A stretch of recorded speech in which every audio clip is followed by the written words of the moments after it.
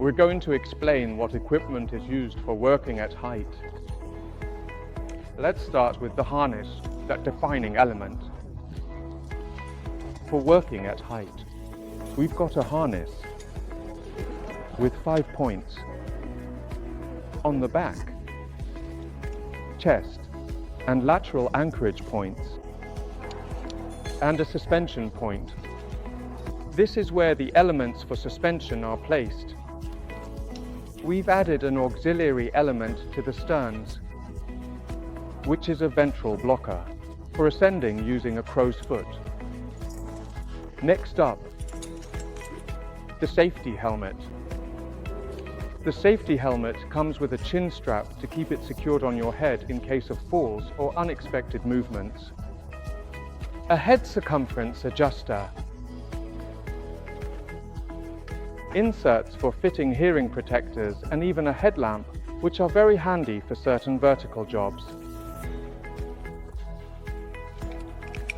The first thing you put on the rope is the safety element. This is a safety feature. It's called a sliding fall arrestor. The rope we've designated for safety would be this yellow one. There's another way to build the fall protection system using a similar device, but this one includes a high-capacity energy absorber. Now let's explain. The working rope. The working rope is represented by this white one, and it has a descender for controlled descent down the rope, and for any potential ascents using the rope. On the same working rope, a blocker with a pedal is used. To make the anchors, we use anchor tapes.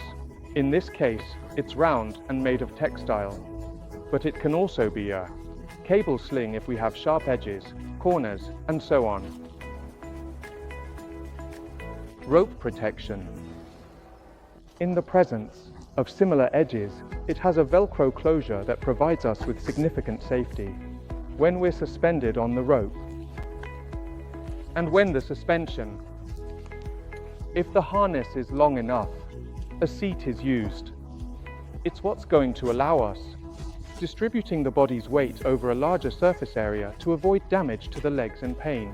In the end, it's important to highlight the possibility of using a tool, an equipment securing element, to the key, in this case, to the harness, to the wrist, so that in case you drop a tool from your hand, which happens quite often, it never falls to the ground, creating an additional risk.